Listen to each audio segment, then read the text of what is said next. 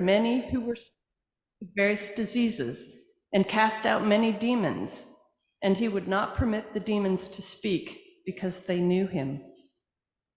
A preaching tour in Galilee. In the morning, while it was still very dark, he got up and went out to a deserted place, and there he prayed. And Simon and his companions hunted for him. When they found him, they said to him, "Everyone is searching for you." He answered, "Let us go on to the neighboring towns, so that I may proclaim the message there also, for that is what I came out to do." And he went throughout all Galilee, proclaiming the message in their synagogues and casting out demons. This is the word of the Lord.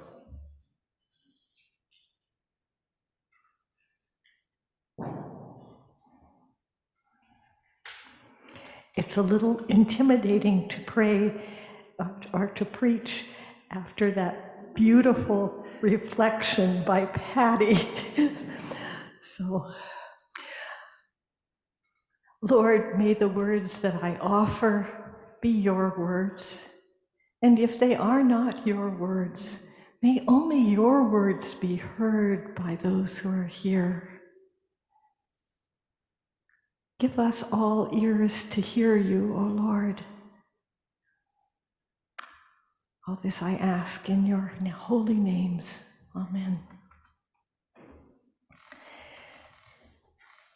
If you are playing Bible trivia and you're given a passage that begins, "And immediately," your best bet is that it came from the Gospel according to Mark.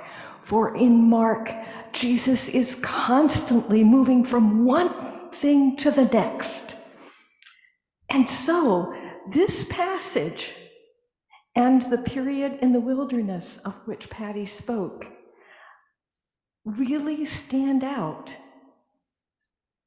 When Jesus is seeking clarity about his mission or looking for a recharge in the midst of it, he seeks out a lonely place to pray, a quiet place to seek the quiet center.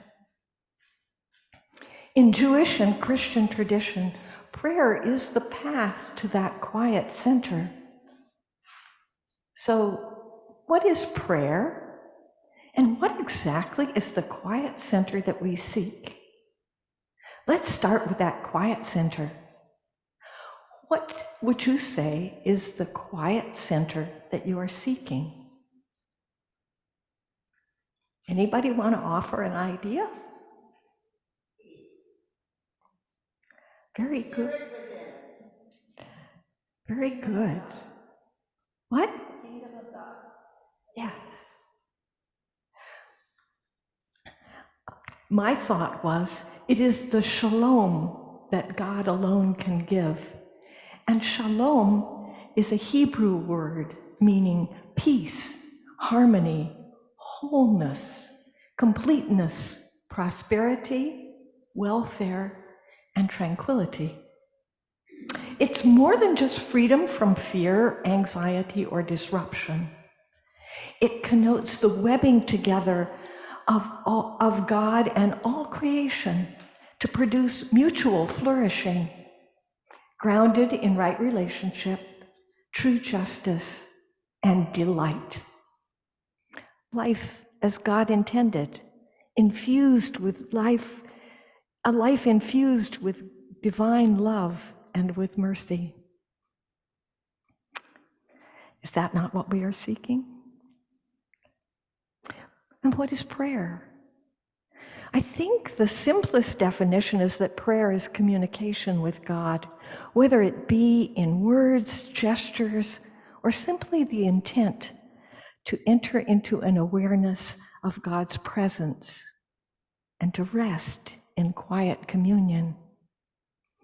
It seems inherent in humans to long for a home where we're fully known and can be naked, vulnerable, and free. That home is the heart of God, and prayer is the key that allows us in. The simplest prayers are spontaneous sharings of whatever is on our mind or in our hearts, spilling out our reality, our tangled motives, altruistic or selfish, our needs and our desires.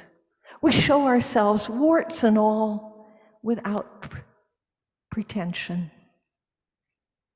This beginning prayer may seem a bit self-centered, but we cannot detour around it, because revealing the true condition of our hearts is a necessary part of building an authentic relationship in which we can find shalom in the heart of God. Like Tevye in Fiddler on the Roof, we pour out our frustrations, complaints, and longings to a heavenly parent who listens in compassion and love.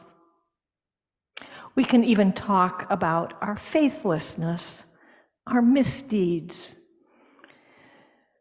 the things that we intended well but didn't turn out well, and our harmful thoughts. For while sin may separate us from God, trying to hide our sin separates us even further. We find that we are loved even in our failures, even when we try again and fail again. In God's time, we'll move from prayers that are all about us as the relationship grows and prayer transforms the one who is praying. I think the need for this trusting honesty is part of why Jesus in Matthew 6:6 encourages his followers to pray in their room with the door closed and not in public. In public, there is too much pressure to sound pious and to get it right. Personally, I dread the occasions when some group that I don't know well will suddenly call upon me to offer prayer. How will I know what is truly on their hearts? What words will lift up their longings and speak to their condition in a transforming way?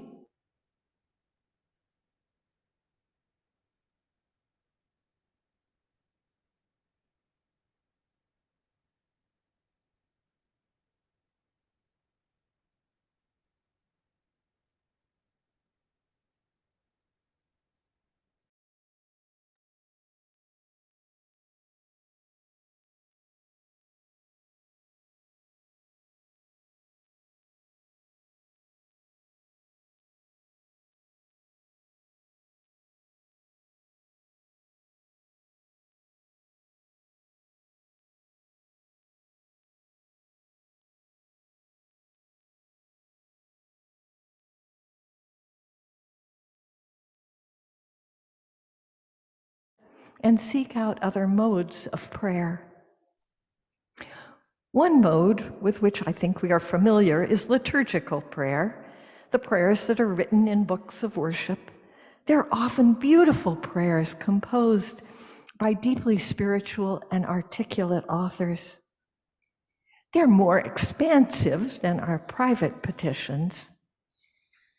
In liturgical prayer, we offer praise, blessing, and adoration.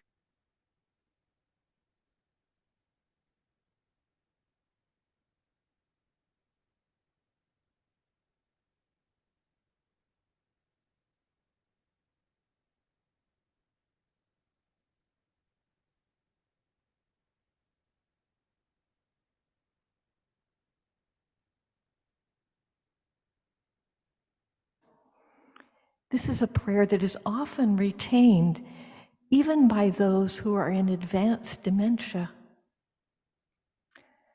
Another way of praying in community is silent worship, as do many in the Religious Society of Friends, also known as Quakers.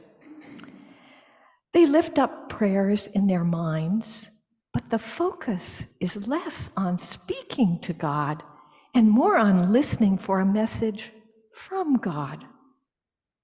Long before there was a UCC, the Friends knew that God is still speaking. They practice the discipline of quieting the mind and waiting for the still small voice with a message for them or for their community. I spent 13 years among the Religious Society of Friends and have felt the powerful presence of Christ in that gathered silence, where our common intent to connect with the divine seemed to open doors in a way that rarely happened when I prayed alone. Contemplative meditation is a rich but a difficult discipline. Our minds habitually jump from one thing to the next or keep returning to an unwelcome thought or feeling when we're trying to focus elsewhere. To still the mind, it is sometimes recommended that we start with counting our breaths. When I was challenged to set a timer for 15 minutes and then sit still and focus on counting each breath, 1 to 4, and then repeat again and again, focusing only on counting, my mind wandered so many times that I was guessing where I was in the count. It seemed so simple, but it certainly isn't easy. I know that in your area there are groups which practice a form of contemplative prayer known as centering prayer, in which a sacred word is used to set aside distractions and to reaffirm the meditator's intention to consent to the presence and action of God within. Some people precede centering prayer with a practice called Lectio Divina, which involves slowly reading a scripture passage several times with pauses. First, to consider what stood out for us. Then, what God might be saying to us in that passage that stood out. Third, what response is bubbling up in us. And after the final reading, to simply rest in God's presence. Contemplative prayer, including centering prayer, welcoming prayer, and other practices, is all about letting go of our own attachments and agendas, as Patty told us. Unconscious material is brought into our awareness, and the false self may begin to crumble as we let go of our hidden agendas. It can be quite painful and takes time and persistence. But as the Spirit takes over, there is a deep healing and a new clarity. And slowly, one's personality is transformed by the gifts of the Spirit. Does sitting in one spot to worship for a full hour seem pure torture to you? Or would it be a real stretch just to sit in meditation for 20 minutes without squirming? Have you heard of walking meditation or liturgical dance? Liturgical dance is a form of prayer and worship through bodily movement. At a retreat based on the Psalms, I invited participants to feel what the psalmist was saying and then to express that feeling with their bodies. We experienced the prayers of the Psalms in a whole new way. Walking meditation is an excellent way to calm both mind and body. Thich Nhat Hanh, a Buddhist monk, suggests a simple approach of timing your steps, our steps with our breaths, repeating the word yes as we breathe in and thanks as we breathe out, saying yes to life and giving thanks for all that is. I find that I can incorporate this into other physical activities, such as sweeping floors or folding the laundry. It only takes the intention to focus on my gratitude for being alive and still able to move. It changes a chore into a moment for connecting with my Creator. Here in the Northwest, we are blessed with beautiful forests and can indulge in a form of walking meditation, which the Japanese call forest bathing. It's a practice of reconnecting with the divine in the natural world using all of our senses.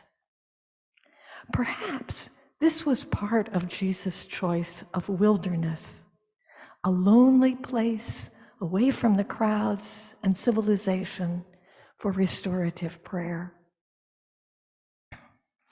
Thomas Merton, a well-known Cistercian contemplative, wrote, "I live in the woods out of necessity.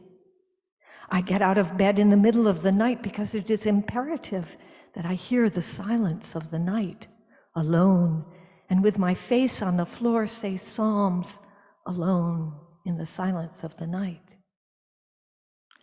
The silence of the forest is my bride, and the sweet dark warmth of the whole world is my love.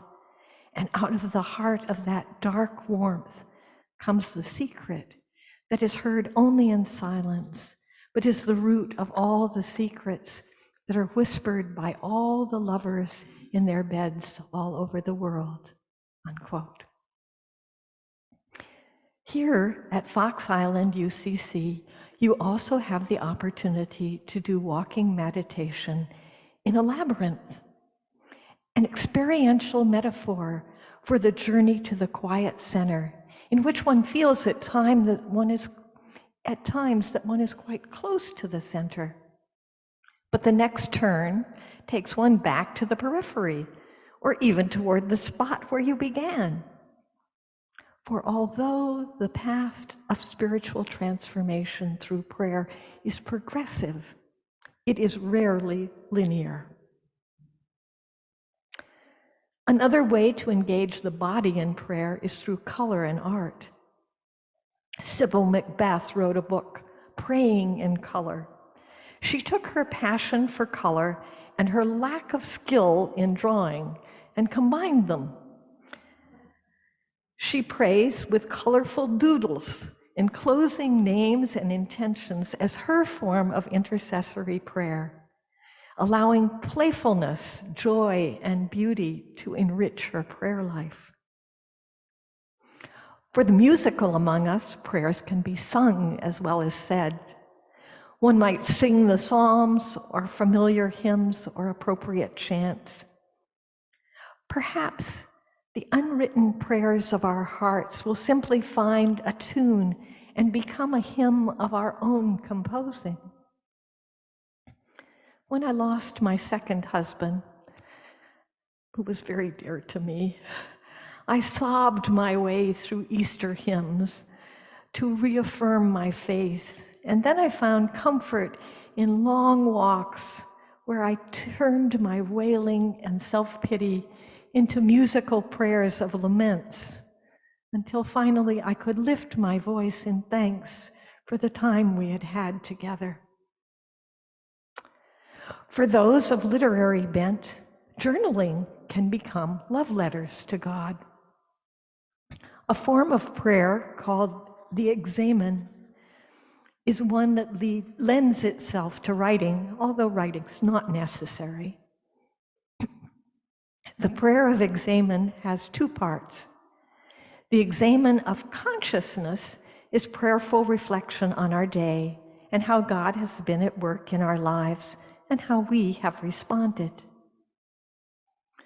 The examen of conscience is an invitation to God to search our hearts, asking to see what is truly in us, and for God to go with us in this search for self-knowledge. It is a prayer of giving to God both our strengths and our weaknesses. For who we are, not what we want to be, is the only offering we have to give. These are but a few of the countless ways to pray. What they have in common is the intent to connect with the heart of God, the quiet center of all that is. And that connection will reshape all that we do and all that we are. I've spent much more time being a social activist than a worship leader. And my time as a social activist has convinced me that the why and the how of our struggles for justice shape the outcome in crucial ways. Back in the 1960s, Martin Luther King Jr., John Lewis, and many others struggled for voting rights and equal justice with courage and a nonviolent love that were steeped in prayer. They spent many months preparing themselves spiritually and emotionally to meet hatred with love. Without that spiritual armor, it is way too easy to slip into a vengeful mindset as we resist oppression and to become the very things that we hate. Do we wish to continue Jesus' work of healing the world? Then perhaps we might want to steal away from time to time to a quiet place, to rest in prayer in whatever mode draws us close to the heart of God. Then, with spiritual transformation from our journey to the quiet center, we can venture out to be a transforming force for good in the world, knowing that when we surrender in love and true obedience, setting aside our false selves, God's power working in us can do far more than we can ask or imagine. And it isn't all up to us. God is with us. May you feel his presence and know him in your walking day to day. Amen.